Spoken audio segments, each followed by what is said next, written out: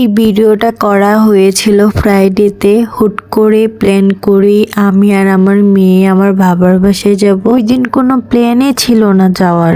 ও আমার মেয়ে সবসময় এরকম করে হুট করে প্ল্যান করি যে আমার বাবার বাসায় যাব।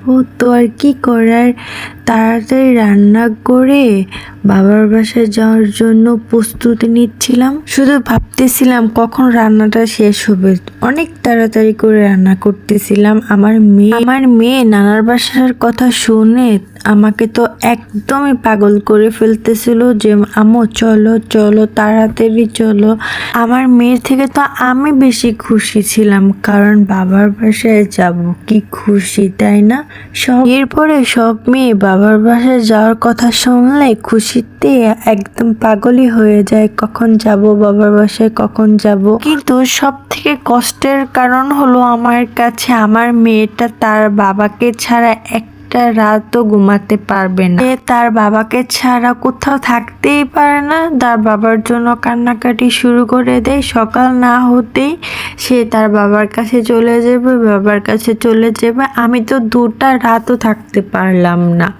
জানেন সবাই, এটা আমার কাছে খুবই দুঃখজনক। আর আমি ফ্রাইডেতে চিকেন দিয়ে আলু দিয়ে রান্না করেছিলাম, শাক রান্না করেছিলাম, আর পোলাও রান্না করেছিলাম, আর সাদা ভাত রান্না করেছিলাম। তো আর কি বেশি কিছু রান্না করে যেতে পারি না, কারণ আমার মেয়েটা তো আমাকে যাওয়ার জন্য পাগল করে ফেলতেছিল। তার যাওয়ার জন্য সে পাগল হয়ে যায়, আসার জন্য সে পাগল হয়ে যায়। এই আর কি আমার মেয়ের কথা আর কি বলবো। এই তো কথা বলতে বলতে আমার চিকেন রান্নাটা হয়ে গিয়েছিল। দেখেন কালারটা কত সুন্দর আসছে। এখন আমি শাকভাজি করে নেব। শাকভাজি করার জন্য আমি এখন পেঁয়াজ কুচি, সাথে অনেকগুলো শুকনো মরিচে কুচি কুচি করে দিয়েছিলাম। এখন তেলে এগুলো ভালোভাবে আমি ভেজে নেব। ভেজে নেওয়ার আর শাক রান্নার ক্ষেত্রে পেঁয়াজ মরিচ অতটা বাছতে হয় না, মিডিয়াম বাছলেই হয়। পরে আমি এখন শাকগুলো দিয়ে দিব। শাকগুলো দিয়ে এখন আমি নেড়ে চেড়ে নেব। এখন আমি ভালো মতো সিদ্ধ করে নেব।